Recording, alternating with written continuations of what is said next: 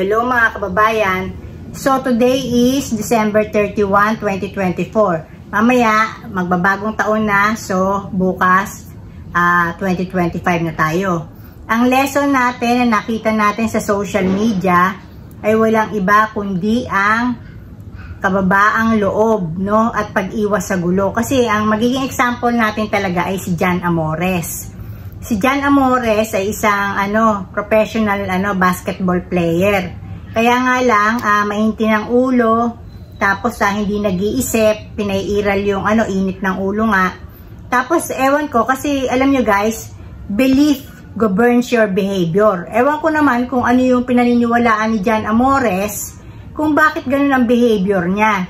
Kung siya ba sa tingin niya may malakas na kapit, o sa tingin ba niya walang pwedeng umargabyado sa kanya.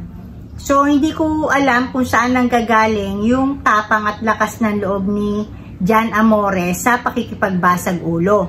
So nakita natin na yung latest na sa kanya, parusa ay yung nirevoke yung kanyang license sa paglaro niya sa professional basketball. So, kumbaga man, hindi na siya makakapaglaro, pansamantala siguro, kasi naman bata pa siya. So, ang alam ko, naawa sa kanya yung pinaka-boss ng PBA, parang aapila sila sa GAB, Games and Amusement Board, na sana mabigyan pa siya ng tsansa again, no? Pero, ang mga chances kasi guys na binibigay sa atin ng pagkakataon, hindi laging may second chances talaga. So, ang first chance kasi niya, yung nakipagbasag ulo siya nung naglalaro pa siya ng sa school nila, 'di ba? Sa JRU siya. May nakaalitan siya, nakipagsuntukan. So, ayun, akala natin tuloy-tuloy na yung pagbabago niya. Pero yung latest, naglaro siya na sa isang pustahan ng alam ko 4,000 lang naman yung kanilang premyo na pinagtatalunan. Pero sa tingin ko, hindi naman yung amount na yun ang dahilan ng kanyang pagbabasag ulo. Siguro parang nairita siya na sa tingin niya naargabyado siya. So ayun, bumunot ng barel, hinabol yung kanyang kaalitan, tapos bumarel buti, hindi tinamaan. Kasi kung tinamaan yun guys, talagang kulong na siya for life. Kasi kuha talaga sa CCTV. So guys, itong nangyayari sa kanya, nag-unfold sa mukha natin. Dapat guys, maging aware tayo na tayo mismo, no? Huwag natin pairalin ng init ng ulo. Kasi minsan, ang consequence nito ay yung talagang kahit iumpog mo yung ulo mo sa pader. Kung halimbawa natamaan niya yun, di ba? Ano man sisi niya, hindi na maibabalik. Halimbawa yung buhay.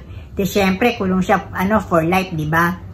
So, dito, sana lang, no, para sa ating lahat, matuto rin tayo hindi lang sa kamalian natin, maging sa kamalian ng iba.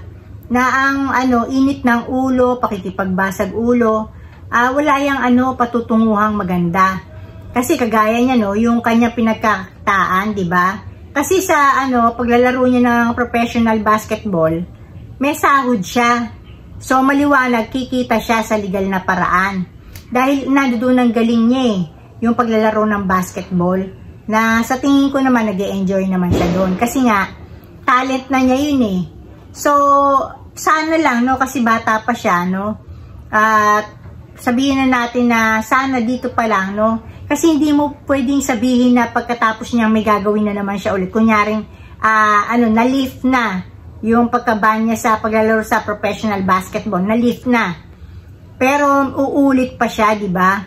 Parang sobra na yon. So, kung ito, mapagbibigyan siya na siya mapatawad muli at muling makapaglaro sa professional basketball, sana itong chance na to, i-treasure na niya.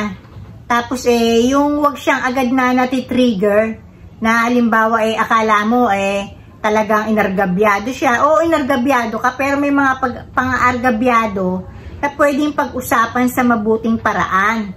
May explain mo naman yan sa mahinahon na paraan na kunyari, foul yun, ganyan-ganyan, mali yung pagkakaano sa akin, di ba? Hindi yung, magre-resort tayo agad sa violence, no? Na minsan, kahit na tayo nargabyado, pero dahil sa violente tayo pa ngayon yung nakapanakit, nakapatay doon sa kalaban natin. Kahit naman sila talaga yung unang, gumawa ng masama sa atin, pero ang naging outcome naman, napatay natin sila, nabugbog natin sila. In the end, talagang sa atin pa yung mas matinding problema kasi may katumbas na kaparusahan sa batas, di ba? Manakit ka ng kapwa mo, makapatay ka. So, ayun lang guys, no? Ito yung sinasabi ko na lessons from 2024 na nakuha ko sa social media na gusto kong ibahagi lalo na sa mga kabataan, no? At mapababae, mapalalaki.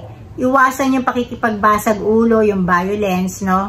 At mahalin yung peace. Kasi yung peace, talagang pag may peace of mind ka, yung iba ang dulot niyan. Wala kang kinakatakutang kasong kakaharapin. Wala kang abogadong pupuntahan para mag-explain. Wala kang isipin na ano pa man. Kikita ka ng maayos dahil walang sasagabal sa yung mga problema. So yung focus mo, pagandahin lang yung buhay mo. Pagka wala kang kaaway, hindi ka nangangamba. Kunyari, kung dadaan ka sa ganung lugar, baka inaabangan ako noon, di ba? So, let's try to live, at peace with everyone, no? Yung, kumbaga man, i-treasure natin yung peace sa family, sa neighborhood, tapos sa mga co-workers, yung sa environment na ginagalawan natin.